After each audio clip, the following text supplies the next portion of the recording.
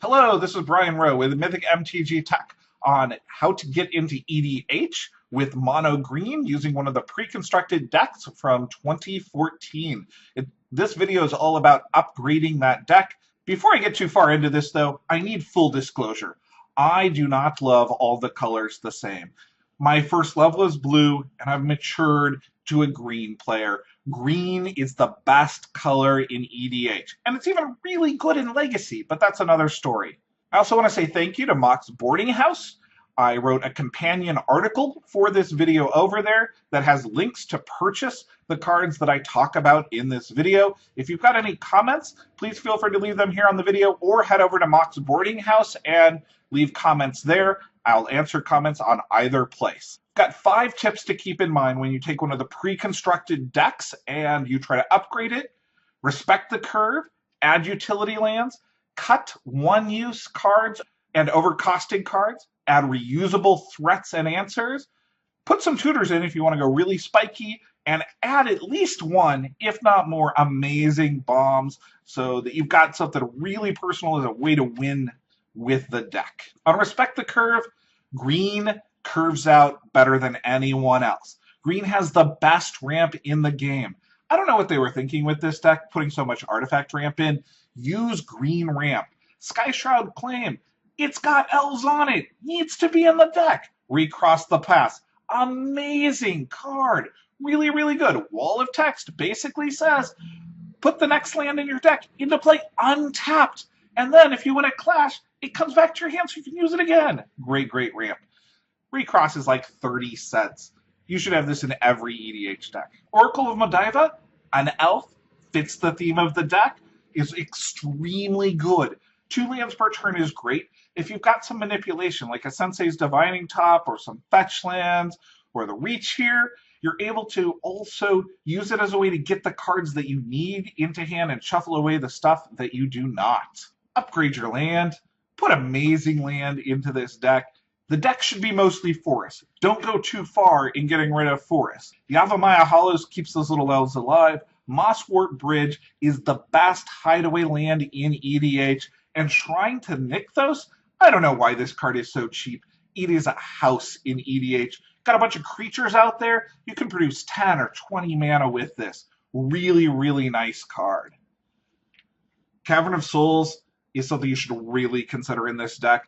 It's virtually all elves. This makes blue players cry. Pick up Caverns now before they're insanely expensive cards. Add them to your EDH decks and crush blue players. Cut some of the cards that are a little bit on the weaker side. I'm not that happy with the Assault Suit at all. Flavor is fun on it. Also, the Wolf Bear Elemental, it really doesn't fit the theme of the deck for me. And if you're going to put 6 or 8 mana into a green card, you can get a lot more than just a pair of wolves out there and a 4/4. Green has the best creatures in the game. Look for better creatures. Cut the artifact ramp. Well, keep Soul Ring, because Soul Ring is broken good. It's as good as Mox is. But Emerald Medallion and Commander Sphere, these do not ramp anywhere near as well as green inherently ramps. And they're susceptible to destruction. Why put them out there when you can actually have more land in play? Add some reusable, durable threats and answers. Kamal, wish he was an elf, he'd fit the theme a little bit better, but he's overrun on a stick. You got a bunch of elves, you need a way to win with them. The deck has overrun. I would rather overrun every turn than just play it once. Glissa, amazing way to destroy artifacts every turn. Really, really like this elf. Very, very powerful in EDH. Concordant Crossroads, this is double-sided. I've had this card come back to bite me a few times, but if you decide to put out a bunch of creatures on one turn, or creatures that produce mana, Concordant Crossroads means they can attack or tap for mana right away. Great, great card. Only 1 mana, and the reprinted version is like $6. If you want to go really spiky, add a few tutors. Green has the absolute best tutors when it comes to searching up creatures. They have lots and lots of tutors. Calling Chord brings the creature into play at instant speed. Worldly Tutor is instant speed and puts it on top of your deck. Both of these are great cards, but these aren't even the best. Fauna Shaman is really a survival of the fittest on a stick. It's an elf. It lets you discard a creature and go get another creature. Get the perfect creature you need. This is a perfect card for the deck. It hits the tribal theme and it's super powerful. Green Sun Zenith and Dryad Arbor is another wonderful combination. Green Sun Zenith, if you've got Dryad Arbor in the deck, is good to cast on turn 1 and every turn after it. The whole deck's green. Go get green creatures and use it again and again because it gets shuffled back in. Now let's move on to bombs. I know you're looking at this going, Natural Order isn't an elf, and Craterhoof Behemoth isn't an elf. They're elves. They're honorary elves. They're the staples that make the elf deck win in Legacy. You can do hundreds, and I do mean hundreds, and occasionally even thousands of points of damage with these two cards. They can knock people out as early as turn 4 or turn 5, or they can take a stagnant board state and crush someone. Just incredible cards.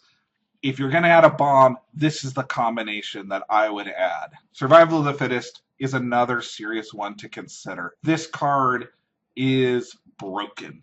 You can search up a different creature every turn or multiple creatures in one turn because it doesn't even tap to use the ability. You can fill your graveyard with things like Genesis, which lets you bring things back. Survival of the Fittest is an amazing card that sees a lot of play in EDH. This is another wonderful bomb if you want to go a little bit more on the control route. The last one I got to mention here, it's Gaia's Cradle. I know it's ridiculously expensive. Legacy and the new Legendary rule have shot the price of this through the roof. It's up there with the dual lands. If you can't afford Cradle, I would definitely at least pick up Shrine the Nykthos, which is often as good as Cradle, sometimes even a little bit better. If you just want one broken card in your collection and you love green, this is the card for you. It can produce 3 or 4 or 5 mana really early in the game. It can produce 20 plus late game. This is the type of card that pushes you over the top. Thanks. This has been Brian Rowe with Mythic MTG Tech. I appreciate everybody who's over there on Patreon supporting the channel. I also want to say thank you to Mox Boarding House and Card Kingdom. Wonderful place to go play Magic. Appreciate the support of the channel. This is number 163. It's a little bit out of whack. Order, quarter, mortar. Let's try this again.